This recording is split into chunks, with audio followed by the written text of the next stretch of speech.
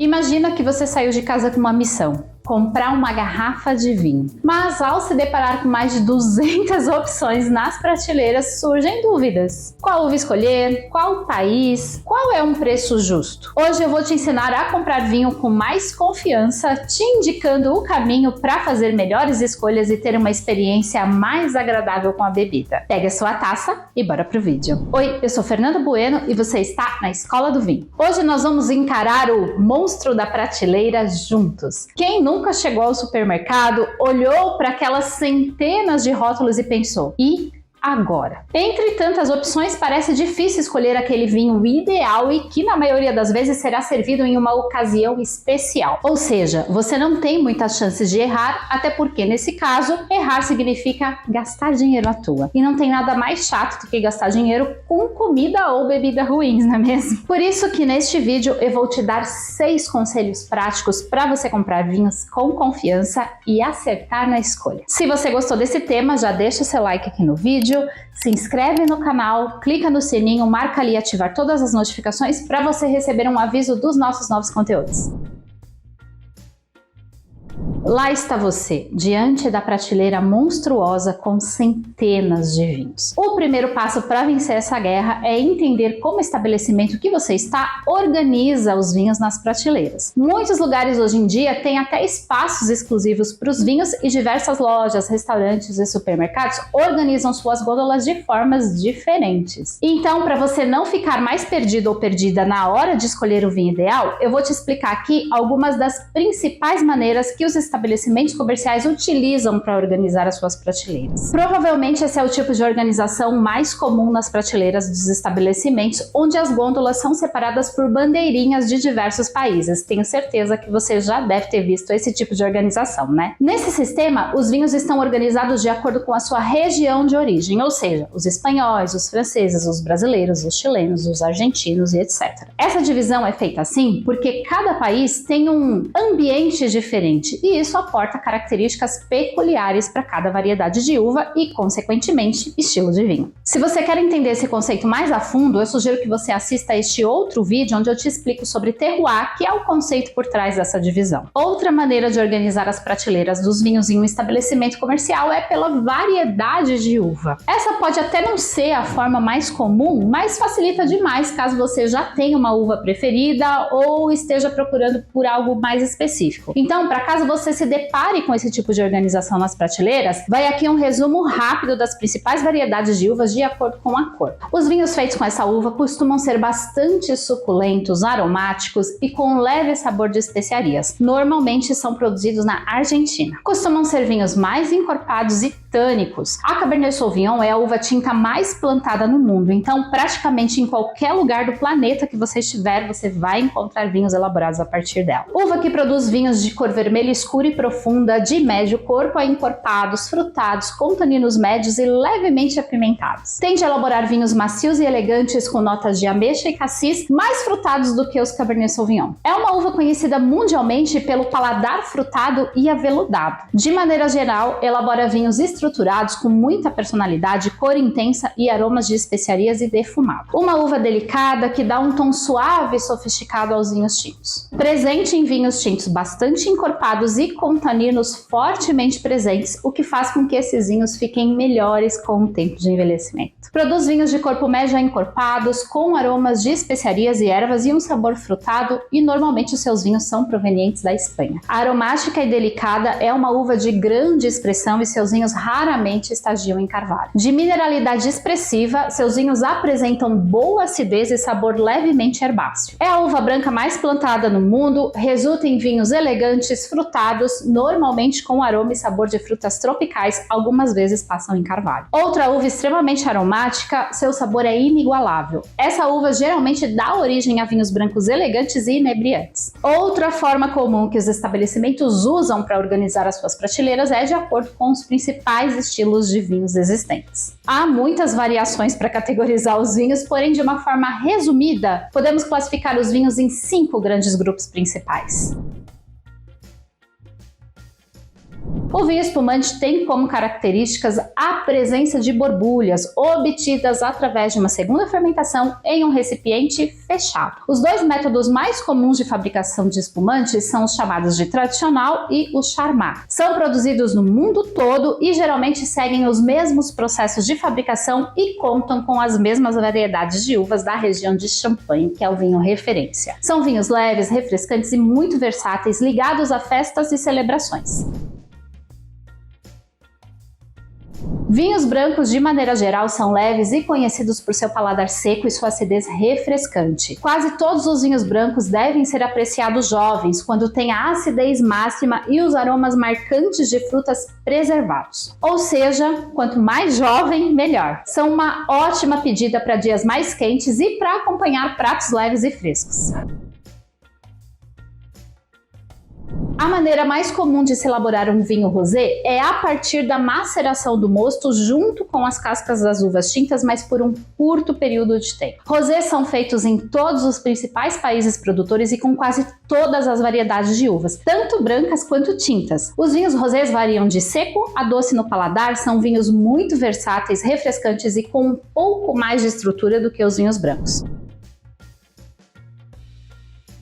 Esse é o estilo de vinho mais popular. Cerca de 50% aí da produção e consumo totais de vinho se referem aos vinhos tintos. Eles variam de leve a encorpado, sendo que os vinhos tintos de médio corpo são justamente os mais comuns. Muitas vezes são chamados de vinhos gastronômicos justamente por causa da sua excelente capacidade de harmonização com uma enorme gama de alimentos. De modo geral, os vinhos tintos são estruturados e apresentam aromas dominantes de frutas vermelhas e negras. Os vinhos de sobremesa variam de acordo com a maneira como são elaborados. Não existe, pelo menos até agora, uma regulamentação específica dos vinhos de sobremesa aqui no Brasil. Mas geralmente são vinhos de acidez e doçura mais elevadas e podem ser armazenados por muitos anos para que desenvolvam mais aromas e mais complexidade. Alguns vinhos de sobremesa são elaborados com a adição de álcool vínico em um processo chamado de fortificação, como o famoso vinho do Porto, que você pode conferir aqui. Esses vinhos fortificados têm alto teor de álcool e depois de abertos podem ser consumidos em vários meses. Se você quer se aprofundar mais sobre cada um desses estilos de vinhos principais que eu falei aqui, na descrição e no comentário fixado tem links para você assistir aos vídeos aqui do canal em que eu te ensino sobre cada um deles de maneira mais ampla e completa. Vê depois. Apesar de não ser uma forma de organização muito comum, esses dias eu fui a um supermercado que dispunha os vinhos na prateleira dessa maneira, então eu resolvi trazer aqui. Os vinhos também podem estar organizados de acordo com o produtor, ou seja, a vinícola que elaborou aquele vinho. Não é uma maneira muito comum de encontrar porque pressupõe que o consumidor conheça ali todos os produtores e está buscando por algo específico daquele determinado produtor. Porém, pode ser útil caso você realmente tenha em mente um vinho de determinado fabricante ou de uma determinada marca. Você já aprendeu então que o primeiro passo para comprar vinhos é identificar como o local organiza os vinhos nas prateleiras. Com isso, você já tem aí metade do caminho percorrido. Porém, a gente tem outros passos nessa jornada para identificar um bom vinho e fazer a escolha mais adequada. Continua comigo. Agora pense, para qual ocasião é esse vinho? Na maioria das vezes que a gente compra vinho, isso está associado a algum evento, nem que seja para relaxar depois de um dia cansativo de trabalho. Dependendo do momento, o tipo de vinho pode mudar totalmente. Vou te dar aqui alguns conselhos para situações mais comuns que a gente encontra aí no dia a dia. Se for por um encontro casual, com amigos, um happy hour ou algo mais leve, escolha um vinho fácil de beber, como um Merlot ou um Rosé leve. Se o vinho vai acompanhar um jantar especial, vale sim investir um pouco mais na garrafa. Escolha algo mais encorpado e com mais presença, como um bom Cabernet Sauvignon ou até um Chardonnay com estágio em barrica. E quando o vinho for acompanhar uma refeição, o ideal é que ele combine com o prato que for servir. E eu não vou te deixar na mão, vou te dar aqui um breve resumo para você poder se guiar na hora de harmonizar. Harmonizam bem com pratos variados devido à sua excelente acidez. De maneira geral, combinam com grelhados, risotos e até com massas. Possibilitam uma harmonização perfeita quando servidos com aperitivos, como queijos de massa branca e algumas frituras. São uma boa pedida para acompanhar carnes brancas sem molhos muito fortes, como peixes, frutos do mar, até um frango ali. São ótimos acompanhamentos para carnes magras, como as grelhadas e assadas sem tanta gordura gordura. Geralmente são vinhos versáteis e bastante gastronômicos. Combinam bem com carnes vermelhas. Combinam com alimentos também mais doces, como as sobremesas, e muito bem com queijo de mofo azul. Para tomar uma taça e relaxar em casa, escolha um vinho jovem e fresco. Tintos leves como o Pinot Noir e brancos como o Sauvignon Blanc são ótimas opções para esses momentos. Saber para qual ocasião o vinho será servido te ajuda muito na hora de decidir.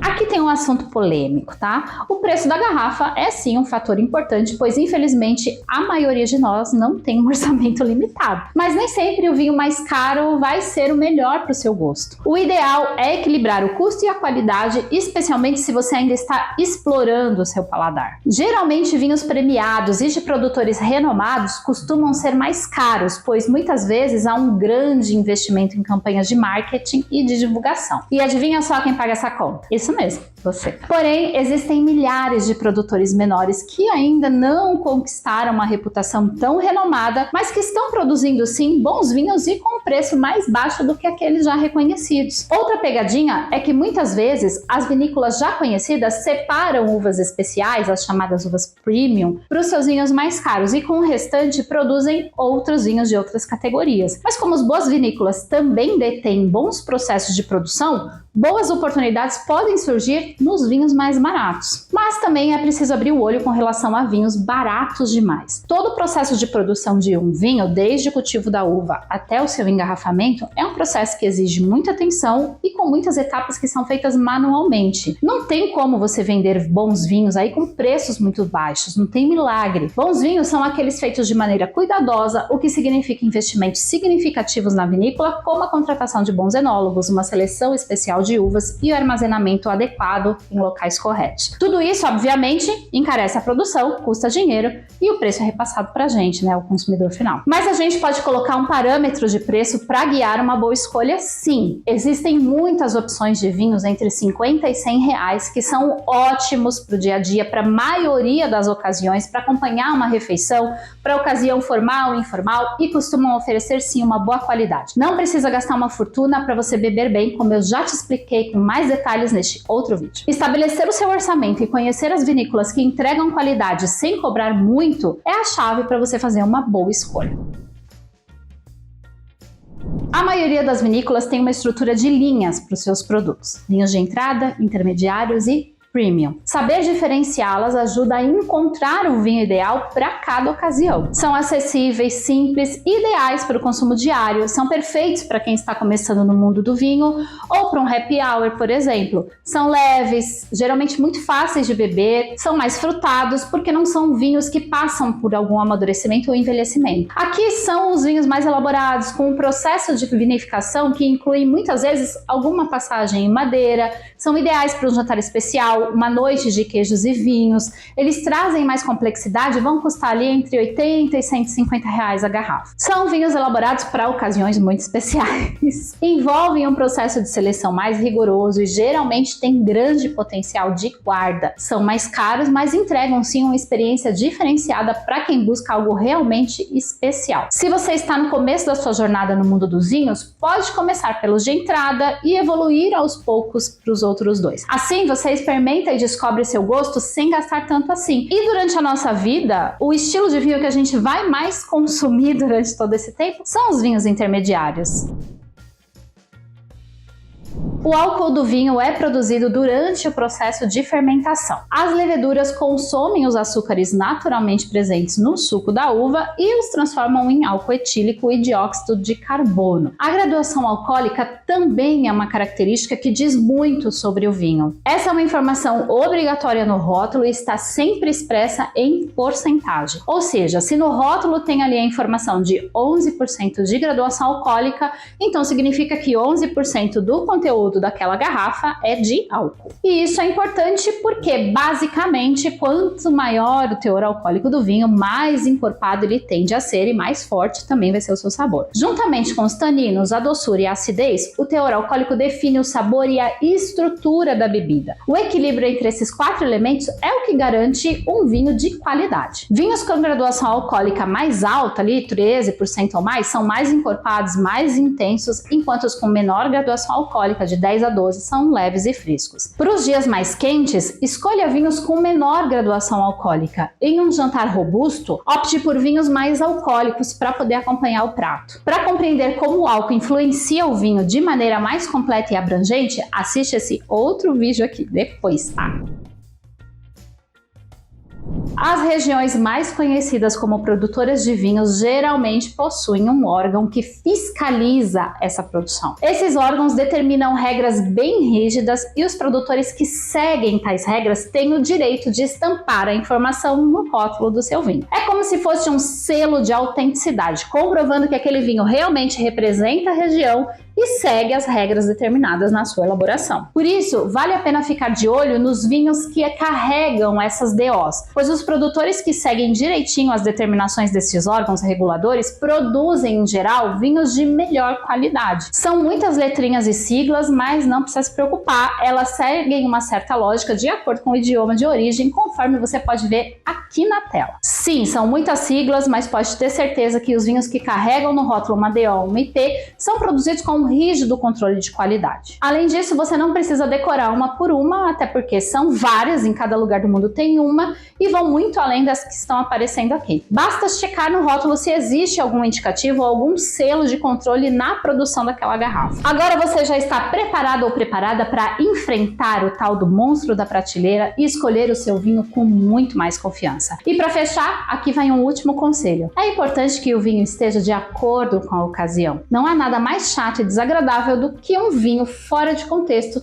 totalmente deslocado. Conta aqui nos comentários qual é o seu truque na hora de escolher vinho. Comenta aqui e compartilha com a gente. Se você gosta dos nossos conteúdos e você quer apoiar mais ativamente o canal, clica aqui no botão de Seja Membro e com uma pequena contribuição mensal você tem acesso a conteúdos exclusivos. Compartilha esse vídeo aí com seus amigos, com as suas amigas que têm dúvidas na hora de comprar vinhos e não sabe nem por onde começar quando chega ali naquelas prateleiras e precisa escolher uma garrafa. Se o conteúdo desse vídeo te ajudou, clica aqui no like, se inscreve no canal se você ainda não se inscreveu, marca ali, clica no sininho, marca ativar todas as notificações para continuar acompanhando o nosso conteúdo. Até a próxima taça!